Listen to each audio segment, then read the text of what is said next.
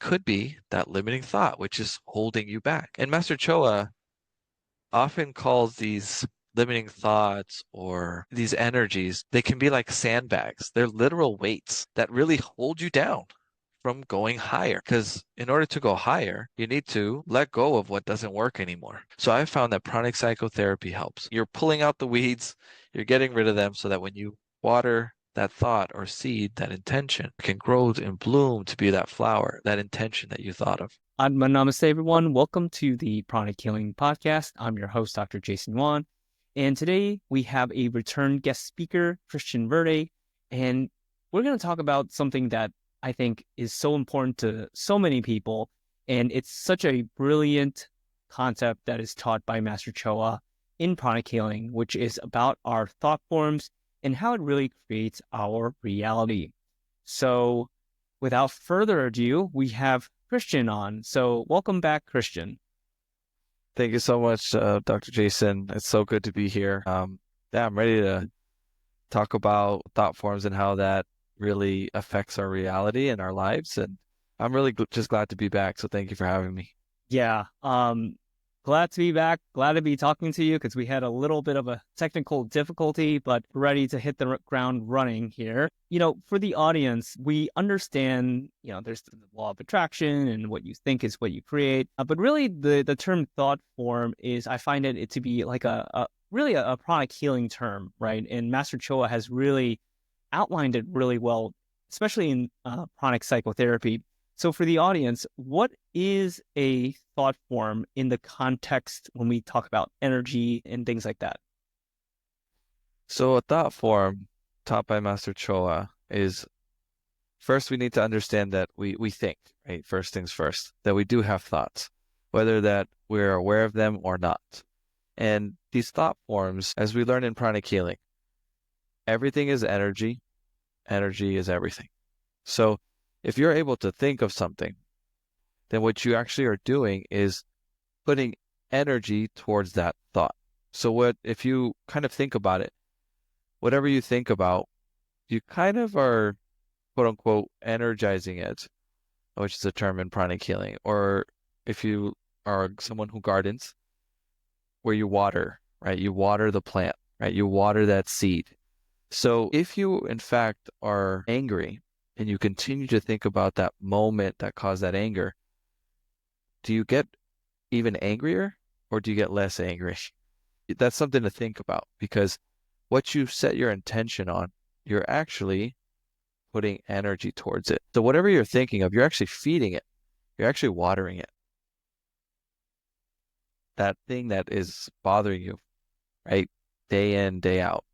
You're basically in that loop, right? And that's a whole other concept that we can talk about later. But a thought form is simply, okay, I want to go to Italy, or I want to have that career, or I want that relationship. Whatever you put your thought to, it's going to get energized. So this can be related to health.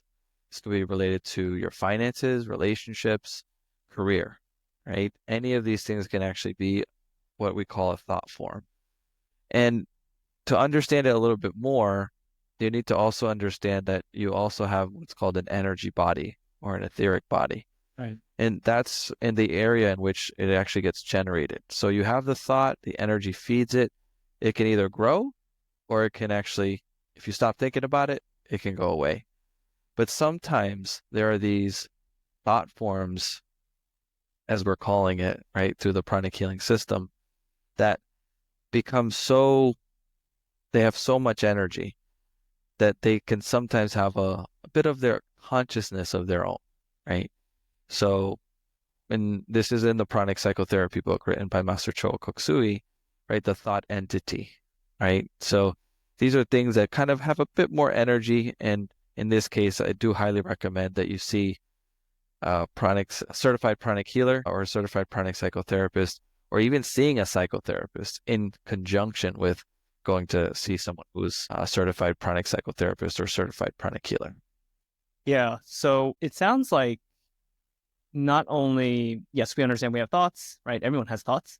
Yeah. But there is a way to intentionally guide what we are creating with these thoughts. So like you said, It could be something negative, right? Especially with people anxiety and depression. And, when you constantly feed those thought forms, like you said, people tend to spiral, right? People tend to wallow in the mud. Or, like you said, the other way is, you can use this very intentionally for the things that you do want, like your job, relationships, finances, things like that. And you mentioned how these thought forms almost, when over time, it sounds like when you feed it so much, it becomes almost an entity, a life of its own, right? The thought form that has its own, it affects you in a much more deeper level. So that's why you mentioned pranic psychotherapy, which we have certain tools and techniques to kind of help get rid of those things. But I really want to kind of jump back in because I think this concept is so important, Christian, because, you and I are pranic healers, but for the average person, like to understand, like, okay, not only we have this energy body, but we have these thought forms within the energy body, within the aura. So how does that work? How does having a thought form create our reality? Because we can understand that, through a lot of people say like, okay, law of attraction, you are what you think about, you are what you feel. But how does that actually happen? How does these thought forms, you know, create our reality, whether we're doing it intentionally or not intentionally? That's a great question. So the way I think about it is, what am I setting my intention, right? So if let's say you go to meditation or you do yoga, right?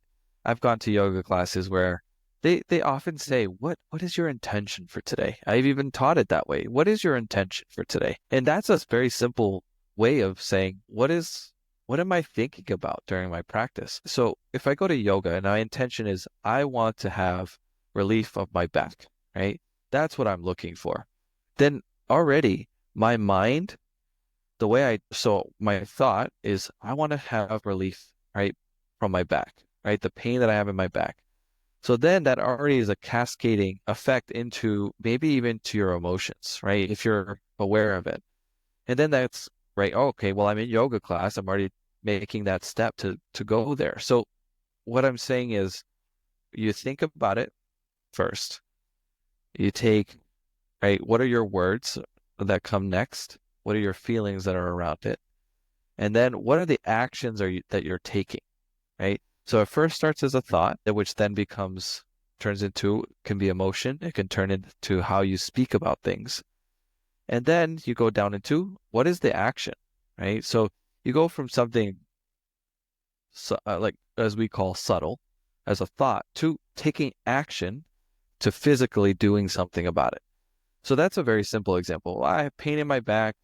Is there anyone who knows a way to relieve this pain? You tried yoga? Fantastic. Let me go try this yoga teacher. I'm taking action to do it, right? So that's physically, right? So then you think about, well, if I'm looking for a relationship, right? Well, what do I want? Do I even know what I want in the first place? So many Right? people want a relationship without having anything included. It's like they're looking blindly for a Exactly. And I will say, like, I work in pranic healing. I teach pranic healing. I'm certified in pranic healing, but I also have a full-time job in human resources at that. So I'm working with lots of different people with lots of different perspectives and lots of thoughts and lots of words that they are using, and a lot of actions that they're taking, which all of them have consequences, whether it's a good thought, good words, bad words, good action or bad action. All of these are going to have consequences. But and please, this is only my perspective when I share this, that when I came to looking at a relationship, this was just an exercise for myself. I thought, well, I'm in HR. I do hiring. There's all these questions that come into my job descriptions, etc. So again, just my perspective, I did an exercise around, well, what's the position? Let's say girlfriend or wife. So that's how my mind could understand what are the qualities that I'm looking for in a partner, right? And that's just an example for me. It may not work for you, but it worked for me. It allowed my mind to create, like, this is kind of what I'm looking for. And by having that understanding, now that I have that thought, I can say, oh, well, I can go on a date or I can do this, I can do that, and decide. does this fit what I'm looking for? If yes, okay, maybe we'll continue with the date. If not, we're not going to continue because it doesn't match with what I'm looking for. So that's a way of building your thought, right? That thought about what you want. And so again,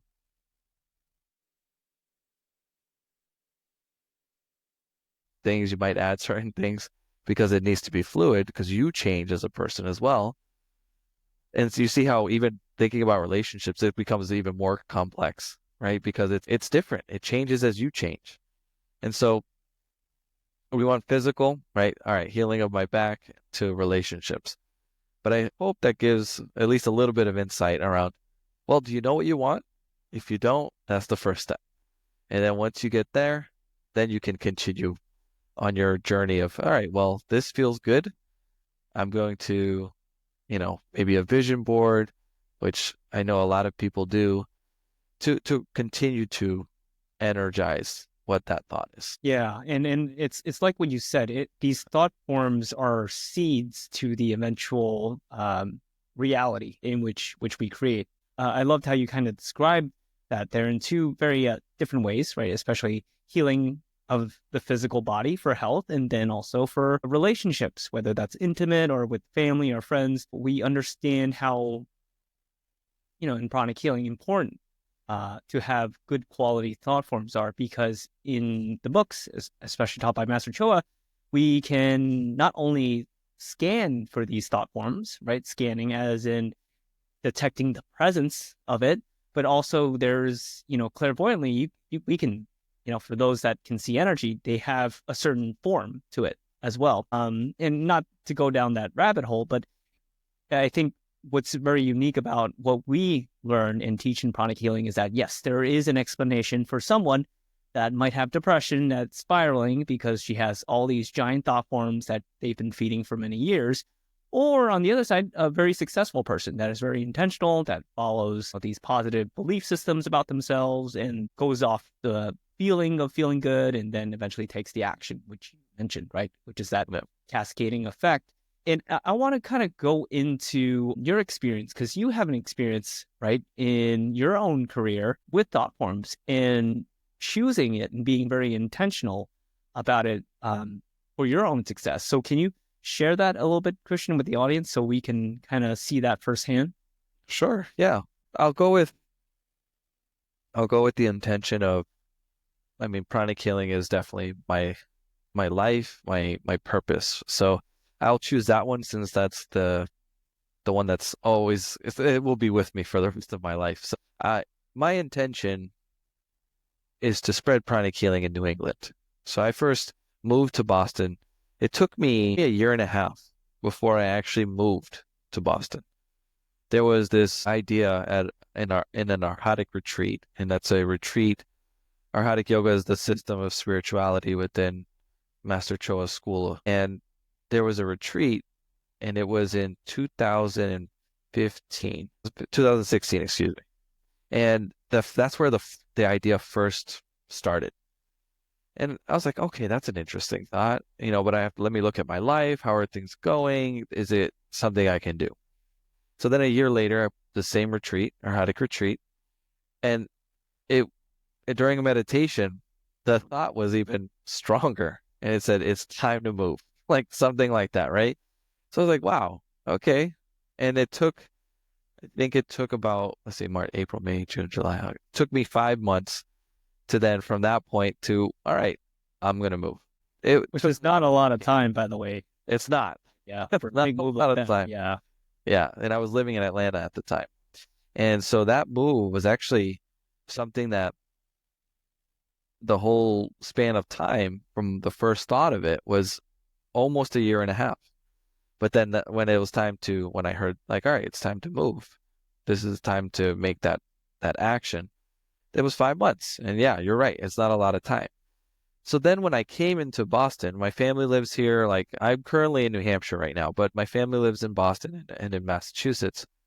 And then when I came over, that intention of spreading pranic healing, right? Having that presence within not only Boston, but New England, that was my intention.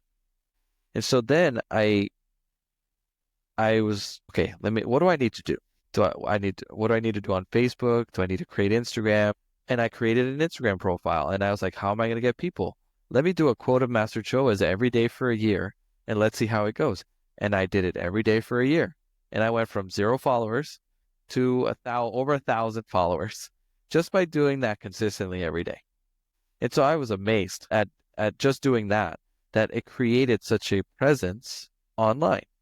And so then doing events, so again, we went from a thought to looking at the plan, implementing the plan or a part of the plan, and then seeing it grow and becoming its own, living thought form, if you will, right? This right energy that exudes and attracts, etc. So going into that and growing it into having a subletted space with a physical therapist, sharing the time to host Twin Hearts in person, to do classes in person, to expanding into a space where it was beautiful. And I was shocked at how much it grew with just that intention, spreading pranic healing throughout New England. And later, like throughout this year, it turned into being something different, involved, and it changed, but the intention is still the same. But again, it grew, it adapted. I flowed. I needed to change and adapt so that I can still do what that intention is, right? Spreading pranic healing throughout New England. Now, I'm currently in New Hampshire. There's another pranic, hoping to be another pranic healing instructor in Boston, in Cambridge. We have Angie in Maine. We have myself in New Hampshire. Right now, I'm doing pranic healing in Connecticut. So as you can see, they're already across and soon to be New Hampshire, 4 states. Again, going back to that intention, I want to spread pranic healing in New England. And that's not even the detailed part of the journey, but it went up, it went down, it went left, it went right. But all in all, the same intention is there. Spread pranic healing throughout New England. And so that is still continuing to happen. That's still, materializing and changing and adapting. And I'm still working at it. But I am learning that's not an intention just for myself. It's actually a group of us, a group of people that need to do that. So anyway, I just shared a lot, but I hope that you took away from that. Oh, what's my purpose? Right? What is my purpose? What is my target? And then what are the details of that plan? Because I may have a purpose, but if I don't know the plan of what steps to take, I'm not really sure where to go.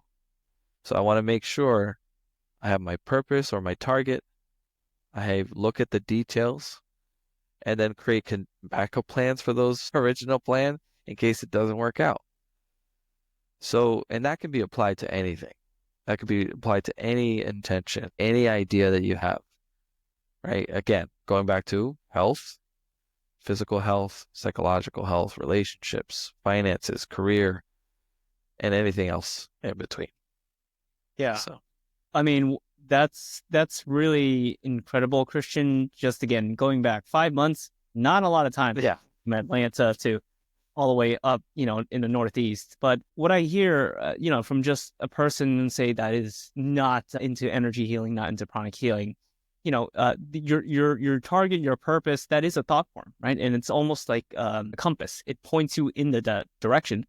But, I think that with a lot of people, it's like, oh, once I get my intention right aligned, everything's going to work out like butterflies in sunshine, which again happens sometimes, but for a lot of times, it will not happen the way that you expect. Right. And it sounds like, despite all the ups and downs, you're still doing it, right? You're still doing it and things are still working out. And sometimes I think that's what's so important, because that stops a lot of people. The thought form, like, it didn't work out. I hit an obstacle. So maybe it's not meant to be. And then you stop. Like yourself, right? You posted every day for a whole year on that social media page, and you got the followers. So I think that's one of the things that Master Choa teaches is we can use these thought forms, we can use this energy to manifest and create the reality what we want. And your purpose was to spread pranic healing in the Northeast. And look what has happened, right? You have all, not only yourself, but all these other people around you. And sometimes, again, I think the universe works in mysterious ways because sometimes it might not be just through you. It might Yes. be through another person, another venue, another location, but somehow, some way it works out. So I think what I've heard is all the things that you've done, you've done correctly, or the things that have helped you move forward. And we also understand in pranic healing, there are tools and techniques that we can use to prevent certain thought forms from coming up that makes us take steps backwards, right? So two sides of the same coin, right? You want to do things that serve you, but you also want to do things that don't serve you. So can you talk about, Christian, what are some of the tools or techniques that you've used to make sure we don't energize those, say, limiting thought forms, limiting belief systems of like, oh, you can't do this. This is too hard. It's going to be impossible. What was your experience like? And what techniques or tools did you use to kind of help you overcome those things? Because that comes up for a lot of people. Yeah, that's a really great point. Let me tell you this. I first started out when I got into pranic healing with social anxiety and I was never diagnosed with depression, but I had a deep sadness that I was carrying around. And first things first, it was actually meditation on twin hearts. It's a meditation on loving kindness that activates the heart, right, the center of the chest, and then the crown, which sits at the top of the head. And it was through that meditation and blessing the earth through the hands and and really sharing this love and kindness to the earth, right? That really opened up my heart. It really opened up my crown.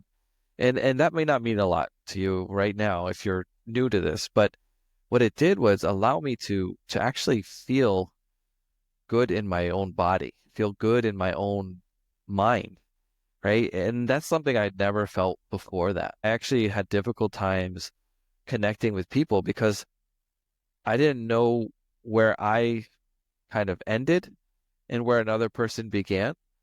And that, for those of you who don't know, it's like someone who's empathic. I was very empathic. So it was very hard for me to differentiate between myself and others. And so when I learned meditation on twin hearts and for peace and illumination, that really gave me the opportunity to just be very distinct around where do I end and where does the other person begin? Because that being so fluid and uh, with other people, it was very difficult to okay, what am I thinking? Is that what they're thinking? Is that what I'm feeling? Like I didn't know. So meditation on twin hearts really gave me the capacity to understand who I am and who others are. And it may not be that I understand who you are. It's just like, okay, I know where I am. That was the first start. And then later, when I was like, oh, I have this intention, I have this intention. For me, it was pranic psychotherapy and pranic crystal healing. There are tools in pranic psychotherapy that really dive into, well, what's that limiting thought, right? Because I can say I want to earn six-figure salary, or if you want more, if you're earning already that, right? Well, I may want that, but what's stopping me from grabbing it? What's stopping me from going for that interview? What's stopping me from doing what I want? Well, it could be that limiting thought, which is holding you back. And Master Choa often calls these limiting thoughts or these energies, they can be like sandbags. They're literal weights that really hold you down from going higher, right? Because in order to go higher, you need to let go of what doesn't work anymore. So I've found that pranic psychotherapy helps. Pranic crystal healing will help. And even pranic psychic self-defense, which helps protect you from, you know, intentions from others. So first we started with myself. What are the limiting thoughts within myself?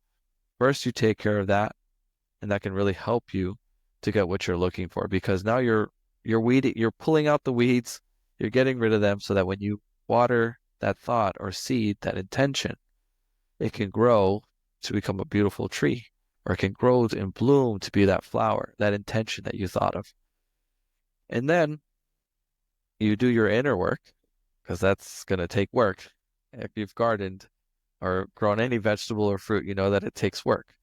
So you have the internal, right? The environment, internal environment, and then the external environment, which then you utilize pranic psychic self-defense, which then protects your thoughts, how you feel, your energy body, and even your spirit, spiritually protects you on that level as well, if needed.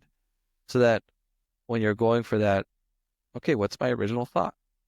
Okay, I can protect it from external factors. And it could be that there are people may see that you're growing in your career and they're like, I wish that I could be there. I'm jealous or I'm envious, right? So that's another way of protecting yourself, right? Protecting that original intention. And I'm going to take it one step further because all of that is something you utilize, right? Your thoughts, your emotions, your action. But then what is it being guided by, right? So I mentioned spiritual, right? So spiritual protection. So I have found that Arhatic yoga has given me a kind of spiritual compass to make sure that I don't generate what's called or let's use the law of attraction. What am I putting out? If my intention is this, well, that's going to be what comes back to me, right? So if I'm saying I want to grow my career and I want to have a six-figure salary or wherever you are, you want to make more. If somebody else gets a promotion and let's say over you, a good option would be to congratulate them and truly come from your heart when you say congratulations on that promotion. I wish you success and I hope you get more, right? Get more promotions. That would be the intelligent way to do it rather than being jealous or envious.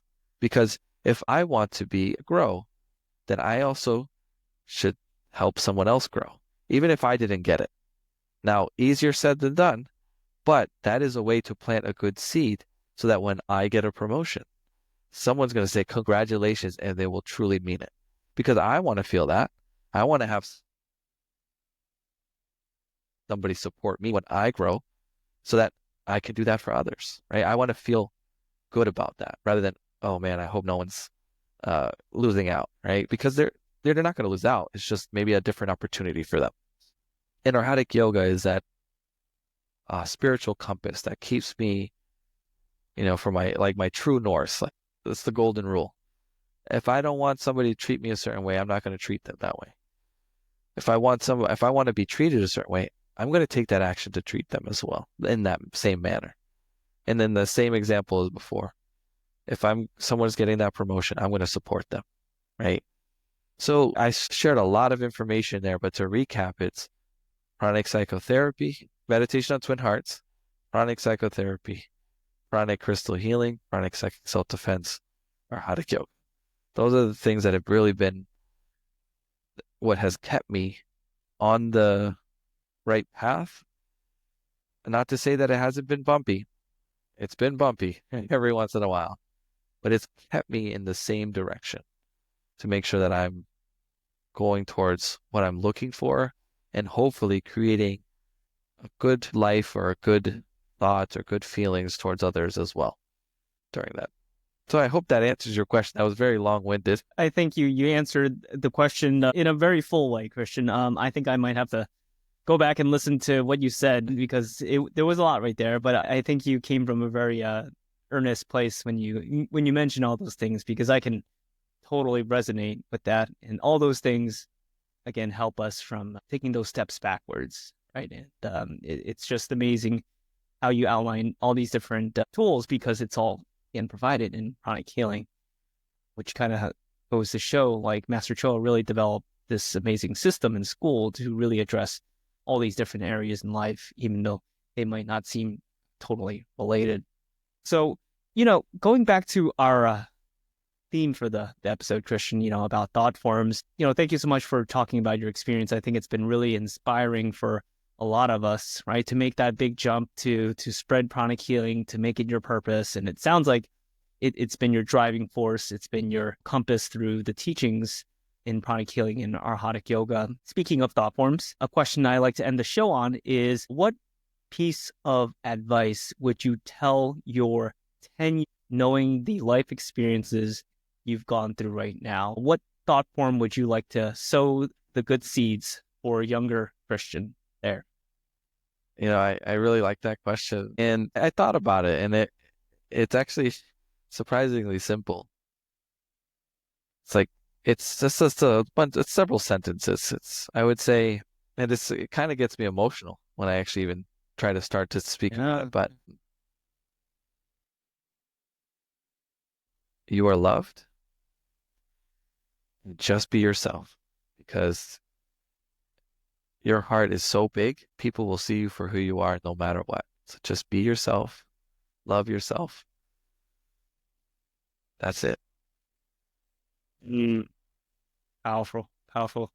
Yeah. Yeah, I felt that too, Christian. I mean, you're an amazing person with a beautiful soul, beautiful heart, and all of us in chronic healing definitely sees and recognizes you for that. But I think that that really speaks to a lot of people, right? Like when you mentioned that have maybe social anxiety or maybe going through a mental obstacle with your mental health.